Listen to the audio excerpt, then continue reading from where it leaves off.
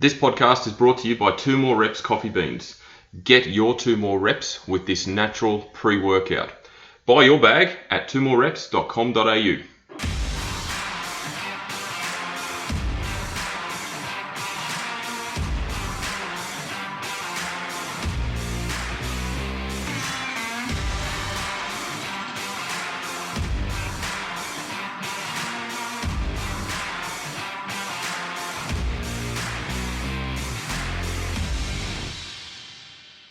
Hello and welcome to another edition of the Paul's Body Engineering Podcast. Today I bring you another solo episode. I've got some amazing guests lined up over the next couple of weeks, I really do, but for now I wanted to do somewhat of a, I suppose there's a bit of comedy in this one in regards to what the topic is, but it also is very relevant. You know, we've moved past the whole COVID situation where, you know, gyms were obviously closed and people have become much more conscious about their health. So, you know, gym memberships are probably at an all-time high. We're at the start of 2023 when a lot of people focus on their health, their fitness, attending gyms, attending group fitness, all those sorts of things. You know, so there's a lot of consciousness regarding that.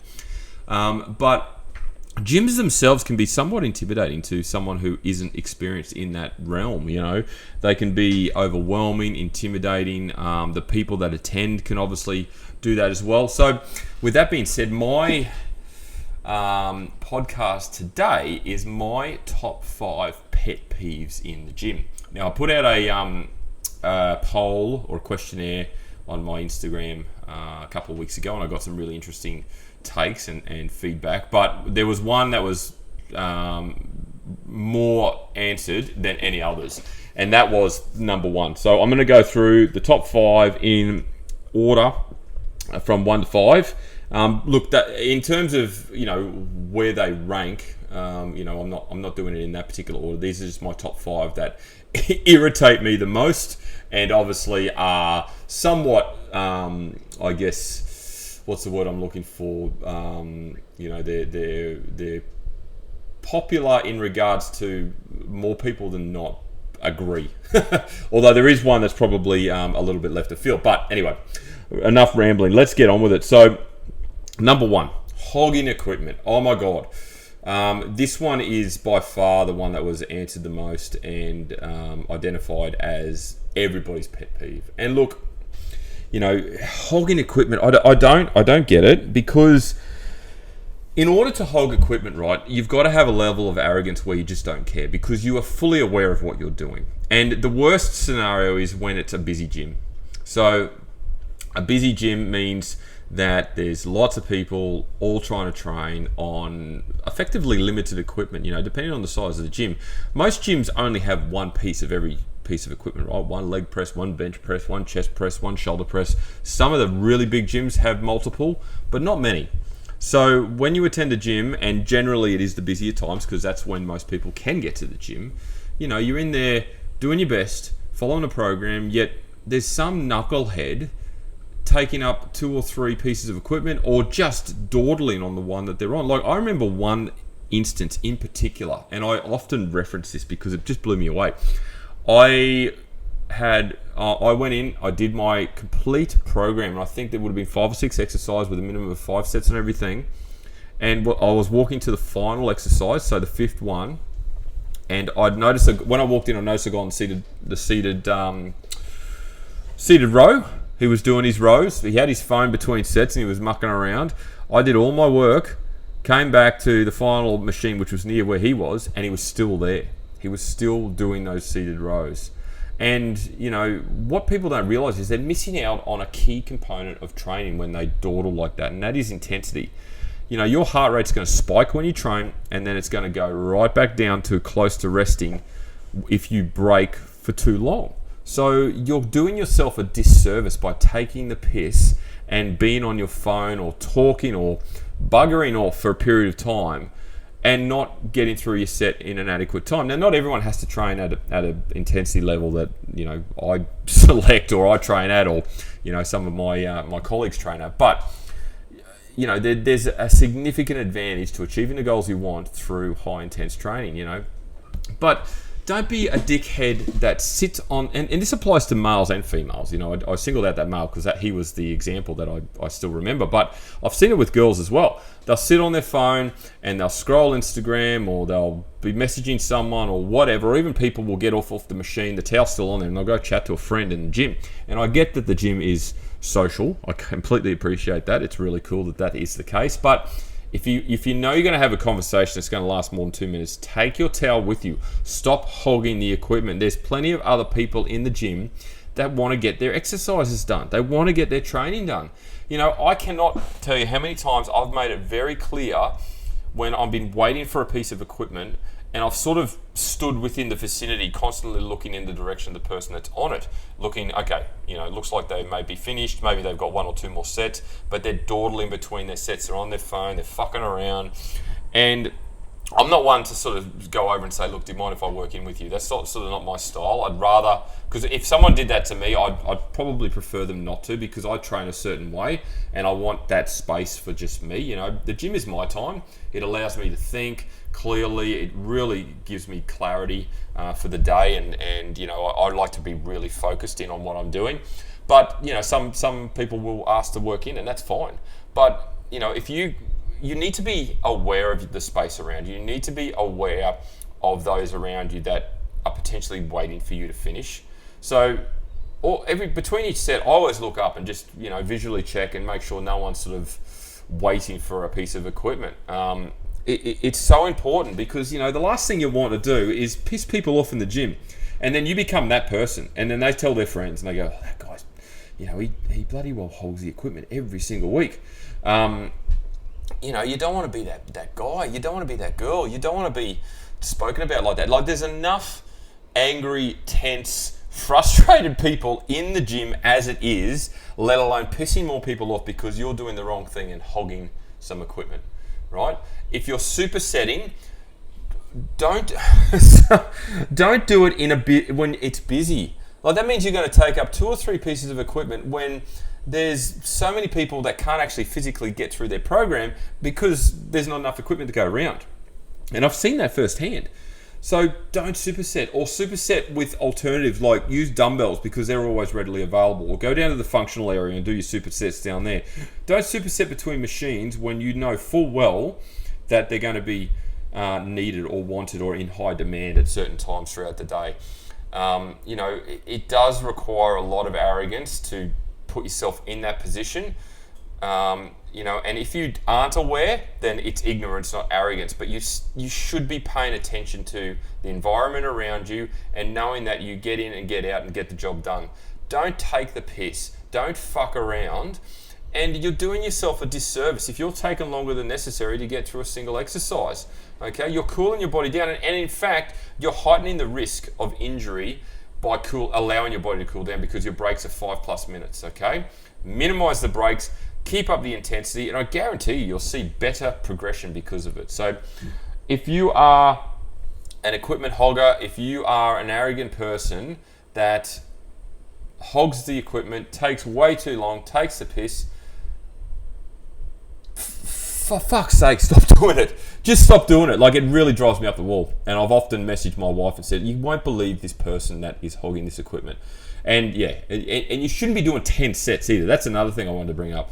Like, that's ridiculous to do like 10 sets of something on one piece of equipment. Again, if it's busy, don't do it. If it's quiet, you might be able to get away with it. That's fine. But I don't think I've ever programmed 10 sets of something for someone. That's just ludicrous and counterproductive. So the best port of call, or the best action you could take, is get in, get your exercise done, and get out. Okay?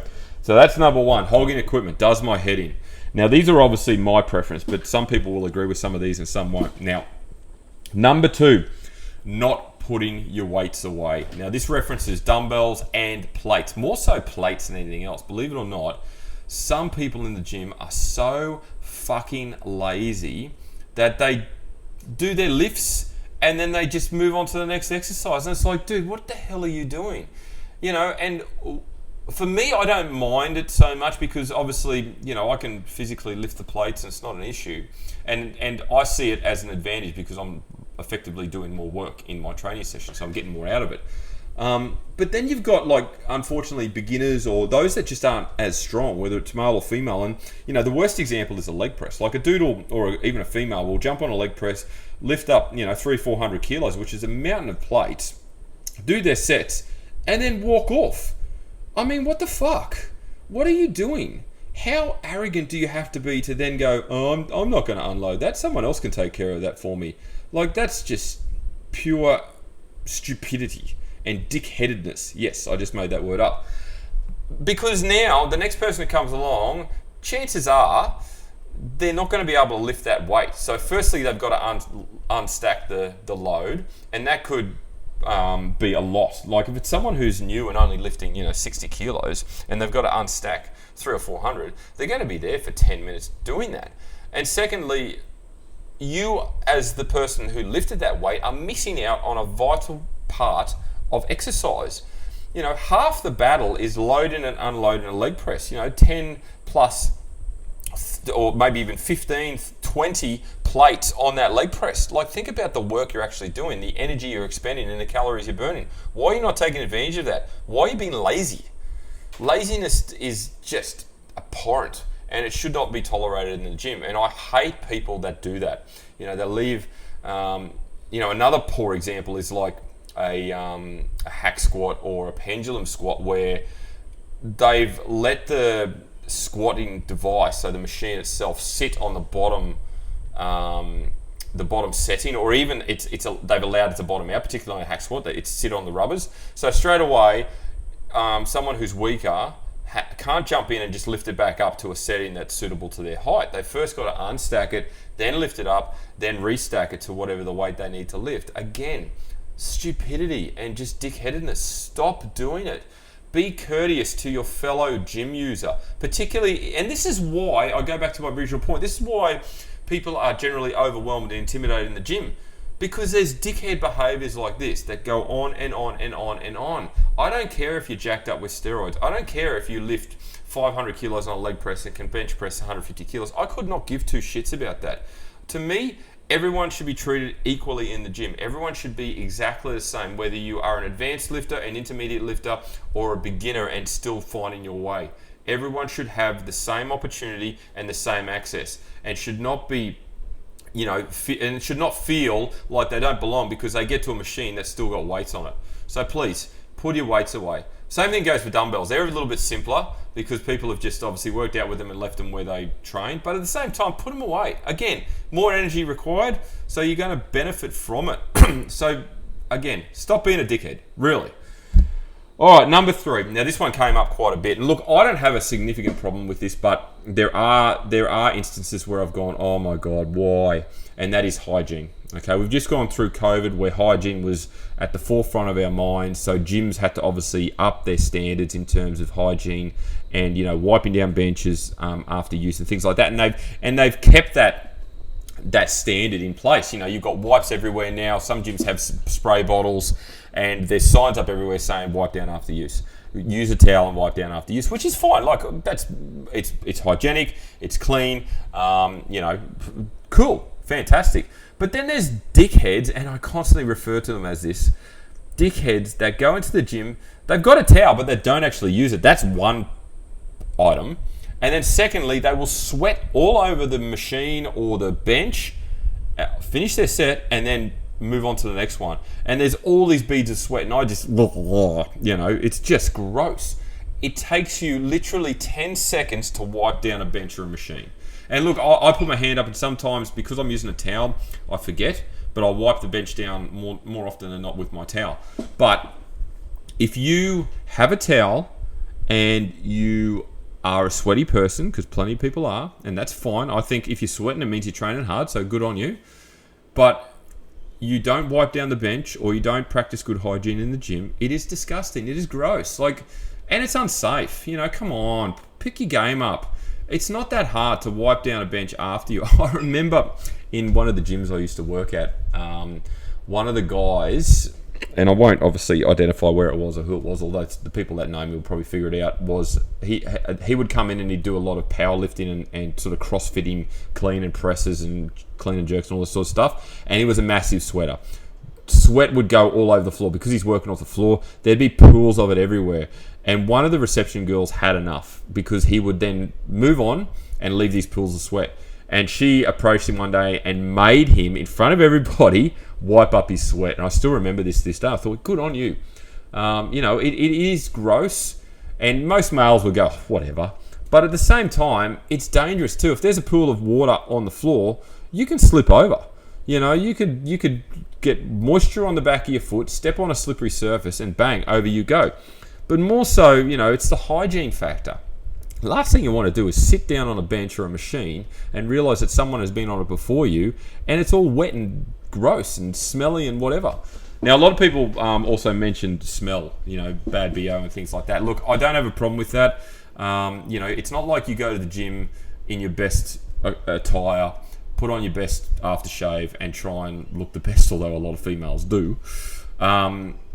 If you are smelly at the end of a gym session, and I know I am, and I'm completely open about that because I've worked fucking hard. Like, I train hard. I train with intensity and I train hard. So I expect to be smelly, sweaty, and heavily fatigued. And that's okay. But then I leave the gym and I go home and I shower and away you go.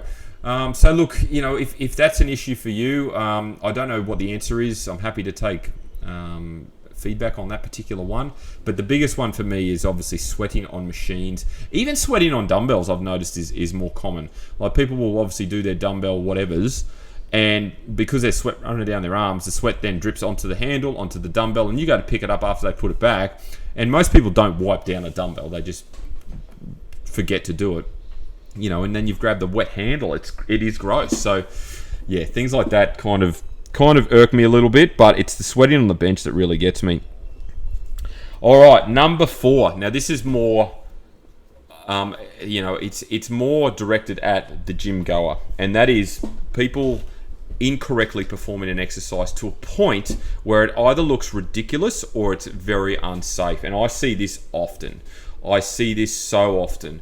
And look, I take my hat off to everyone who steps foot in a gym and trains regularly because, you're doing yourself a service, you're looking after your health and you're prioritizing your health. So well done, and I applaud you for that.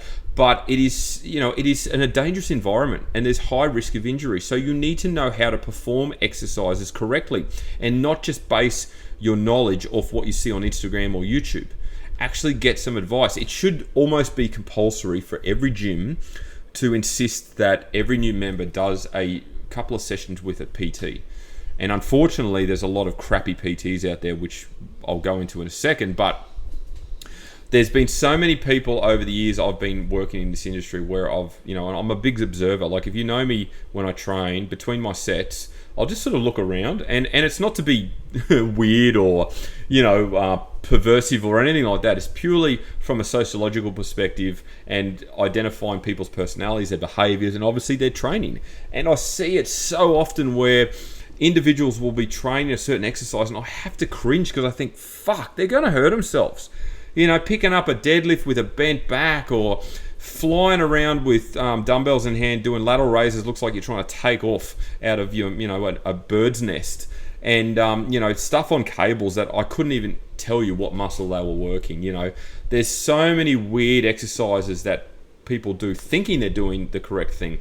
But then there's also those that want to lift heavier and want to lift more. So they actually use momentum and swing and just trying to get the exercise done without actually thinking, hang on a second, am I actually targeting the correct muscle? Am I actually engaging the correct muscle? Am I doing this in a strict manner? How's my execution? How's my technique? How's my range of motion? No, they just, in their mind, go, I got to get through it. I got to get through it. I'll do whatever it takes. Even though I look like a spastic, I got to get through it. And yeah, it's a really hard one to sit back and not do anything about, because it's in my nature to help people, right? That's my job. But unfortunately, when you're in a different gym that you're a member of, or you're a paying member, not a PT as such, you kind of have to just sit back and not say anything, even though that person could potentially hurt themselves. So it's a real catch-22 situation. So yeah, like if I know if I've got a really good relationship with a trainer in the gym, I may tap them on the shoulder and say, hey, this guy's performing this exercise incorrectly. Do you feel like you're comfortable to go and talk to him and maybe talk him through it? But more often than not, it really is concerning. And what's more concerning is that there are plenty of PTs in most gyms that don't approach these people. And it's either through the fact that they go, whatever, I don't need to, or they don't have the knowledge, the technical education to actually identify when someone is doing something wrong. For me, when I was in a commercial gym, I saw it as a great opportunity to build a rapport with someone and just help them. And 9 times out of 10, most people will be thankful for you assisting. There's going to be the odd one here and there go, I don't need your help, but more often than not, they appreciate the help, they're grateful for the help, and they maybe send business your way because they do appreciate that help. So don't be an arrogant PT, don't think you're better than everyone else, and continually learn, I guess, is the other point, but I'm getting off topic. So if you're a person in the gym and you're training with friends and you see them performing something very poorly or very incorrectly, or you believe, you might hurt yourself, go over and speak to them and say, hey, I think that's an incorrect way to do that. Maybe we should look it up and just double check and make sure that your position is correct, your technique is correct, and let's make sure that you're not going too heavy too soon. So yeah, definitely one that really bugs me, but it's something I really can't do too much about. So unfortunately, I'm stuck on that one. And the final one kind of segues from number 4 into number 5, and that is poor personal trainers. Like, this one really does my head in. It was apparent to me very early on in my career as a personal trainer and coach that the market was saturated with personal trainers because of the quick way you could get your qualifications. And I established very early on that while there's so many personal trainers in the industry, there's only a small amount of good ones. And the good ones are the ones that care. The good ones are the ones that have good knowledge, good experience, good education, continually learn and acknowledge when they're wrong. We'll pick up when, we'll learn something if they don't know it. They'll admit, I don't know that. Let me find out and I'll come back to you. Things like that. But then there's the other PTs that will just bullshit their way through any scenario, tell crap, allow someone to train poorly or incorrectly, and that does my head in. Someone's paying you top dollar and you are allowing them to train in a way that's actually going to potentially hurt them. I see it all the time and it does my head in, but again, I can't say anything. Okay, otherwise I'll be that trainer. Did you hear what Paul said to me the other day? You don't want to obviously create that conflict in a commercial environment. It's not professional. If I know them, I might say something, but 9 times out of 10, I only know of them or have spoken to them briefly, so I'm not on that level with them. But it really does my head in, and I think, Jesus Christ, like, how are people going to evolve in their training and progress when you're teaching them to do something in an incorrect manner or an incorrect way, or even a way that's potentially going to hurt them?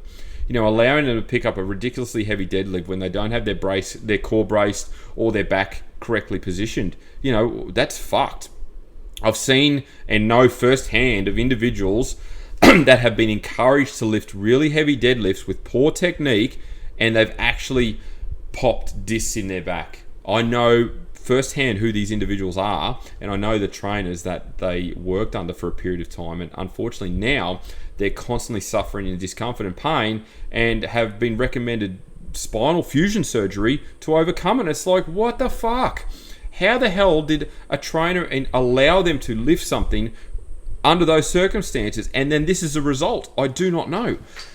So there's plenty of poor trainers out there. So I guess my point regarding that is, if you're listening to this and you haven't worked with a trainer before but you're thinking about it, please do your research. Please speak to others who have trained under them, look at their website, look at their socials, look at their credentials, look at their experience. How long have they been in the industry for? Have they got the technical nous to assist you? Are they technical Nazis? Every trainer should be a technical Nazi, whereby they pull you up on the smallest things so you improve. There's nothing better than allowing a client to improve in their technique, because then they're going to lift more, they're going to feel powerful, they're going to feel strong, and they're going to keep coming back to you. But the PTs that just continually go through the motions, turn up every day, and good luck to them, because they're running a reasonably successful business. But it'll come to a point where someone will hurt themselves to a point where they go, hang on a second, I'm going to come back to you and I'm going to take further matters because I don't believe that was right. And then they reference, CCTV video or someone filmed them and they go, yes, that wasn't right. And all of a sudden it becomes a claim. And then that trainer is in deep shit because 9 times out of 10, a lot of trainers don't have correct insurance, if any insurance at all. So straight away, there goes their livelihood. So yeah, it does my head in. And again, it's something I observe, but it's something I can't speak about. So they're my 5. Hogging equipment, not putting the weights away, hygiene, incorrect exercising by the general public, and poor personal trainers. So I hope you got a bit of a kick out of that. So by all means, comment, send me a message, let me know what your top 5 pet peeves are, or just any in general if I haven't covered them. It's an interesting calamity, it is, the gym environment, because you get so many different personalities, so many different characters. Some refuse to get assistance, some really look lost, others are sort of in between. And it's an environment where it should be happy, it should be fun, it should be exciting. Like I get excited to go to the gym every single time. I make a conscious effort to go at least 5 times a week. And, I get really excited. And that's how most people should be. It shouldn't be a daunting experience. It shouldn't be an experience where you go, oh my God, I've got to go to the gym. I hate that place, or you look at your program and go, oh, I've got to deal with this exercise. I hate this exercise. No. I'm going to dominate that exercise. I'm going to smash it. I'm going to get stronger in that particular exercise because that is there for a reason. And they're the sort of things, the positive way you've got to put a spin on stuff. But I think as a society, as a community, there's always going to be pet peeves. There's always going to be things that bug us. But we can definitely make improvements in the gym environment in terms of sharing the equipment better. It's an underlying etiquette. It's not a rule per se, and it's certainly not a rule that most gyms enforce, but there's an underlying etiquette about sharing equipment, not hogging equipment, wiping down equipment, putting your weights away, that most people are aware of. It's only the truly arrogant or ignorant that are unaware of these rules or choose not to follow them, and they're the ones that piss most people off, including myself. So anyway, that's it for me, and I really appreciate everyone tuning in once again, and I hope this podcast has come across clear because I have a new microphone and it seems to be working quite well. So I'd love some feedback on how the clarity is, because I know the last couple of podcasts haven't been the greatest, so I do apologize for that. So I've invested in a new microphone. So if you've enjoyed this podcast, please do screenshot it and share it on your stories, and maybe list your own pet peeves, and also obviously tag myself at Paul's Body Engineering. If you're interested in my coaching services, please jump on my website, paulsbodyengineering.com. And as I say to every client every single day, have a great day.